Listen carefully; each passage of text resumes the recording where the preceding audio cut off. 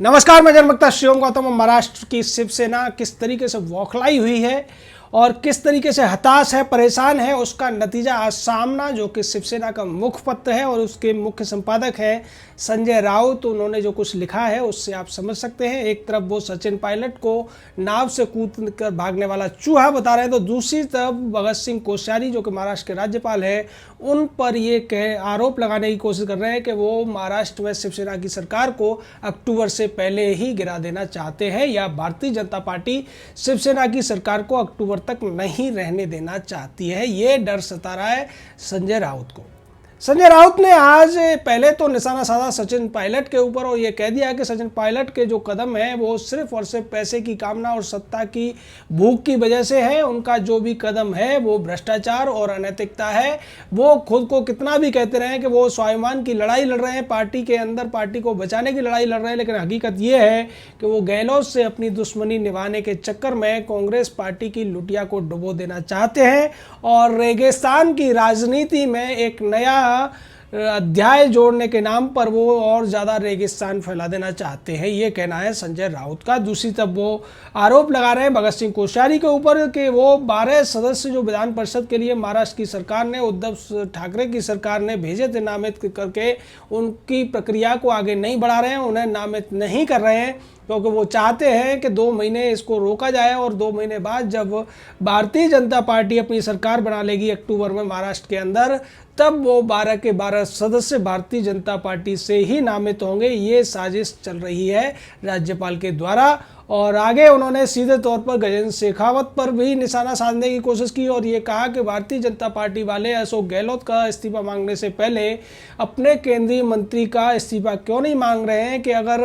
किसी की फ़ोन पर बातचीत सुनना गैर कानूनी है, अवैध है, तो फिर उस तरीके की बातचीत करना, खरीद फरोख्त करना, विधायकों को खरीद के सरकार को गिराना भी तो अनैतिक है और उस स्थिति में गजेंद्र शेखावत का इस्तीफा लिया जाने की ज़रूरत है। यानी संजय राउत यहाँ पर जज भी बन गए हैं, वकील भी बन गए हैं और एक भविष्यवक्ता भी बनते हुए नजर आ रहे हैं। वो भविष्यवाणी कर रहे हैं कि महाराष्ट्र की सरकार, जो कि उनकी खुद की अपनी सरकार है, कांग्रेस और एनसीपी के सहयोग से चलने वाली सरकार है, वो कह रहे हैं कि ये अक्टूबर से पहले गिर जाएगी और इसी वजह से राज्यपाल 12 सदस्यों के नॉमिनेशन की प्रक्रिया को आगे नहीं बढ़ा रहे हैं। वहीं दूसरी तरफ वो आलोचक के तौर पर सचिन पायलट की आलोचना कर रहे हैं और वो कह रहे हैं कि राजस्थान में जो एक स्थिर सरकार चल रही है, सचिन पायलट भारतीय जनता पार्टी के इशारे पर एक नाव से कूदकर भागने वाले चूहे की तरह लालच में आकर अशोक गहलोत की सरकार को गिराने की कोशिश कर रहे हैं। हालांकि वो इस बात को भी मानते हैं कि राजस्थान में कांग्रेस को जिताने में महत्वपूर्ण भूमिका निभाई थी सचिन पायलट ने, लेकिन वो सचिन पायलट को ही सारा दोष देते हुए कह रहे हैं कि वो स्वाभिमान की लड़ाई नहीं लड़ रहे, व्यक्तिगत लड़ाई के तौर पर वो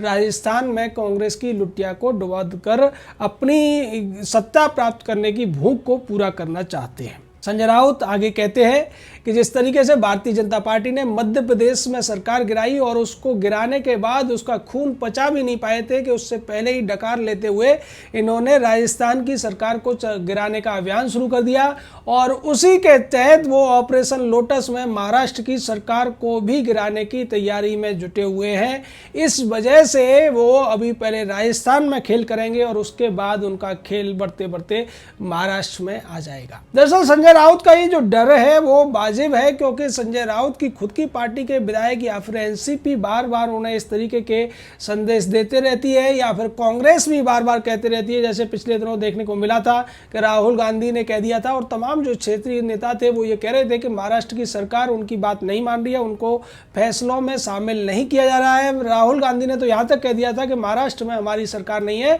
हम केवल वहाँ पर समर्थन दे रहे हैं, जबकि महाराष्ट्र में कांग्रेस के कई मंत्री हैं जिनके पास बड़े विभाग भी है। दूसरी तरफ कांग्रेस पार्टी के पास विधानसभा अध्यक्ष का भी पद है, उसके बावजूद कांग्रेस की जो पूरी की पूरी आला कमान है वो महाराष्ट्र की सरकार को अपनी सरकार नहीं मानती है। वहीं दूसरी तरफ संजय राउत हो या उद्धव ठाकरे या फिर उद्धव ठाकरे का बेटा आदित्य ठाकरे, ये सभी के सभी जिस तरीके से सरकार को चला रहे हैं उसकी आलोचना कांग्रेस के तमाम नेता करते रहते हैं, जिसमें संजय निरुपम तो बहुत ज़्यादा आगे बढ़कर खुलेआम उसकी आलोचना करने लगे थे। दूसरी तरफ अशोक चव्हाण हो या पृथ्वीराज चव्हाण, ये भी बार बार ये बता चुके हैं कि वो महाराष्ट्र में जो कुछ हो रहा है उससे संतुष्ट नहीं हैं वहीं दूसरी तरफ महाराष्ट्र की जो सरकार है उससे कुछ अलग हटकर एनसीपी के नेता शरद पवार बात करते रहते हैं और वो कहते हैं कि भारतीय जनता पार्टी की जो सरकार है केंद्र में अच्छा काम कर रही है, जो कि शिवसेना को पछता नहीं है। दूसरी तरफ शिवसेना ये चाहती है कि उसकी सरकार भी चलती रहे और उस पर कोई सवाल भी नहीं उठे। यही वजह है कि कोरोना का इतने ज़्यादा केसेस महाराष्ट्र में बढ़ जाने के बावजूद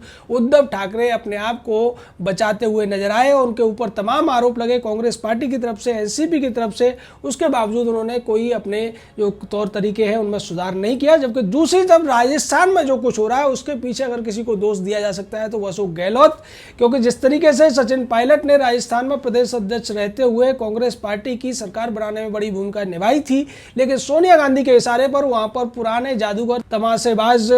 अशोक गहलोत को मुख्यमंत्री बना दिया गया। और उसके बाद जिस तरीके से अशोक गहलोत ने खुद स्वीकार किया था कि 1.5 साल से मेरा कोई संवाद प्रदेश अध्यक्ष से नहीं हुआ है, यानी कि उन्होंने नाम तक लेना मुनासिब नहीं समझा सचिन पायलट का। और इसी वजह से सचिन पायलट को लगा कि उनकी उपेक्षा ज़्यादा हो रही है, उनकी मेहनत को पूरी तरीके से नकारा जा रहा है और यही वजह रही कि वो अपने विधायकों के साथ मानेसर पहुँच गए। उन्होंने ये कहा था कि मैं तो सोनिया गांधी से और आला कमान से मिलने जा रहा था, लेकिन उससे पहले ही उन्हें अशोक गहलोत ने मुख्यमंत्री के पद से हटा दिया। उसके अलावा प्रदेश अध्यक्ष पद से भी हटाया गया और ये सारे के सारे नोटिस केसी वेणुगोपाल के सिग्नेचर से पहले ही भेज दिए गए। जबकि दूसरी तरफ सोनिया गांधी के बेटा बेटी राहुल और प्रियंका की तरफ से ये दावा किया जा रहा था कि वो मनाने की कोशिश कर रहे हैं, यानी कि कांग्रेस दो तरफा चाल चल रही थी। एक तरफ सचिन पायलट को ये दिखा रही थी कि वो उनसे बातचीत करना चाहते हैं और दूसरी तरफ उनके निष्कासन का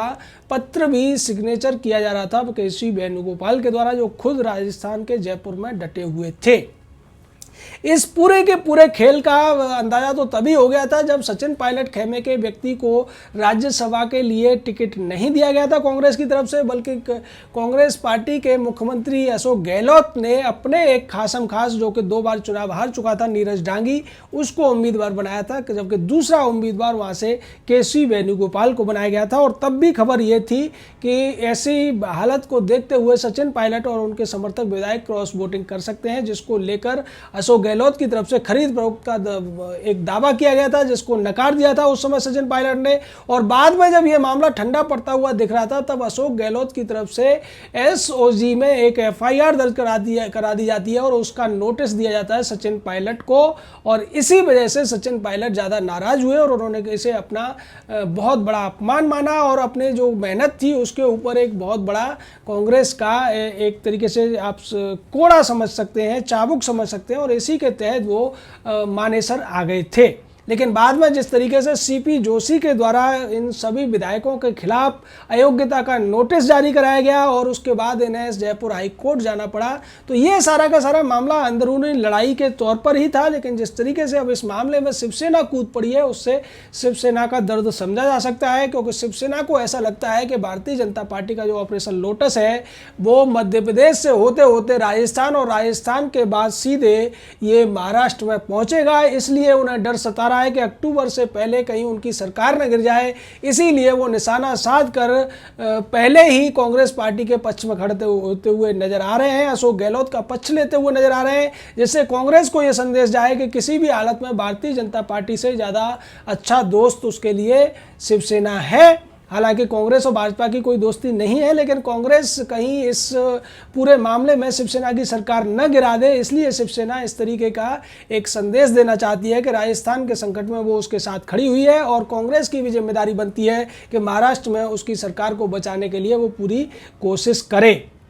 वहीं दूसरी तरफ जिस तरीके से राहुल गांधी तमाम मुद्दों पर झूठी अफवाहें फैलाकर प्रधानमंत्री के ऊपर सवाल उठाते रहते हैं, उस पर भी कभी कभी शिवसेना का साथ उन्हें मिल जाता है। और अब तो ऐसा लगता है कि संजय राउत और राहुल गांधी लगभग एक ही व्यक्ति से ट्यूशन ले रहे हैं। जिस तरीके की बातें राहुल गांधी करते हैं उसी तरीके की बातें, उसी तरीके के संपादकीय लिखने का काम संजय राउत कर रहे हैं। और संजय राउत का ये जो दावा है कि महाराष्ट्र में उनकी सरकार अक्टूबर तक गिर जाएगी, अब इस दावे पर एनसीपी और कांग्रेस भी भौचक्के होंगे और उन्हें उन्हें लग रहा होगा कि शायद संजय राउत ही उनकी सरकार को गिराने के लिए सुपारी ले चुके हैं, क्योंकि इतनी ज़्यादा कॉन्फिडेंस के साथ, इतने ज़्यादा विश्वास के साथ संजय राउत ने जो दावा किया है कि 2 महीने तक जो नॉमिनेशन को टाला जा रहा है उसकी वजह यही है कि ऑपरेशन लोटस अब महाराष्ट्र पहुंचने वाला है। दरअसल कर्नाटक से ये खेल शुरू हुआ था जब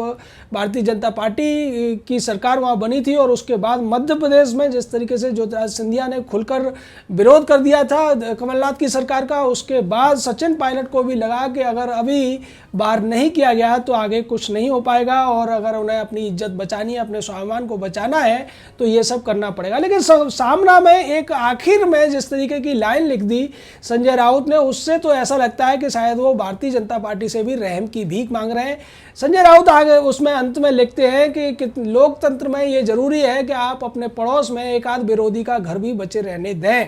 नहीं तो पूरी की पूरी लोकतंत्र रेगिस्तान बन जाएगा। यानी कि वो ये कहते हुए नजर आ रहे हैं कि आपके पूरे देश में सरकारें हैं, हर प्रदेश में आपकी सरकार है, 1-2 सरकार हमारे लिए छोड़ दीजिए, नहीं तो पूरे देश से लोकतंत्र खत्म हो जाएगा। ऐसी गुहार लगाते हुए भी संजय राउत नजर आ रहे हैं। जय हिंद, जय भारत।